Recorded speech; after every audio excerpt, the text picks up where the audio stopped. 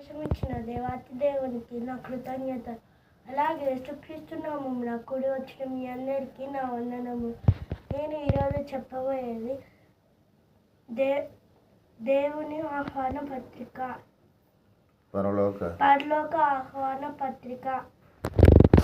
దేవుని పిల్లలమైన మనందరం పరలోకానికి చేరి ఆయన దగ్గర ఉండాలన్నది ఆయన కోరిక. కానీ మనుషులు దేవుణ్ణి అసలు లెక్క చేయడం లేదు. ఎవరికి నచ్చినట్లుగా వాళ్ళు తమ బ్రతుకులను కొనసాగిస్తున్నారు. మనం మన కన్న తండ్రి అయిన దేవునికి బాధ కలిగించే వారంగానే ఉన్నాము. మరి దేవుడు ఎలా ఉంటాడు అంటే కీర్తనల గ్రంథం 90:3 నీవు మనుషులను మంటికి మారుస్తున్నావు, నరులారా తిరిగి రండని సెలవిచ్చుచున్నావు. దేవుడు నరులారా తిరిగి రండని ఆహ్వాన పత్రికను ఇచ్చాడు. మత్తయి సువార్త 11:28 ప్రకారం ప్రయాసపడి భారమును మోసుకొనుచున్న సమస్త జనులారా నా యొద్దకు రండి, నేను మీకు విశ్రాంతి కలుగజేసేదను అంటున్నారు. ప్రయాసపడి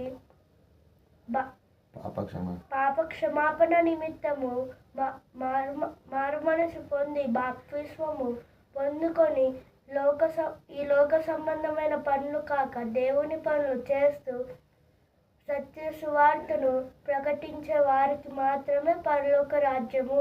2 తెస్సలోనికయులకు 1:12 ప్రకారం దేవుడు పరలోకం రమ్మని అందరినీ పిలిచాడు, కానీ యోగ్యులైన వారికి మాత్రమే ఇస్తాడు. క్రీస్తును నమ్మటం ముఖ్యమే, కానీ క్రీస్తును ధరించటం అంతకంటే ధరించిన వారికే పరలోక రాజ్యము.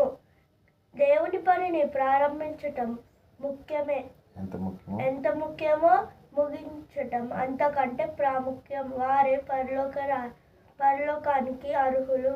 ఉదాహరణ కొరకు ఉద్యోగ ప్రకటన అందరూ చేస్తారు, కానీ అందులో అర్హత ఉన్నవారినే తీసుకుంటారు. దేవుడు కూడా ఆ అర్హతలో ఉన్నవారినే తీసుకుంటాడు. కొందరు సేవకులు దేవుని దగ్గరకు ఎలా ఆహ్వానించారంటే అనారోగ్యమా, అప్పుల బాధ, కోట్ల సమస్యల, సంతానం లేదా, పెళ్లి కావడం లేదా, మీ సమస్యలన్నీ యేసు తప్పిస్తాడు, మా దగ్గరకు వచ్చి ప్రార్థన చేయించుకోండి అని ఆహ్వానిస్తారు. కానీ ఇది సరి అయినది కాదు కదా. దేవుడు మన కోసం ఎప్పుడో గొప్ప త్యాగం తన కుమారుడైన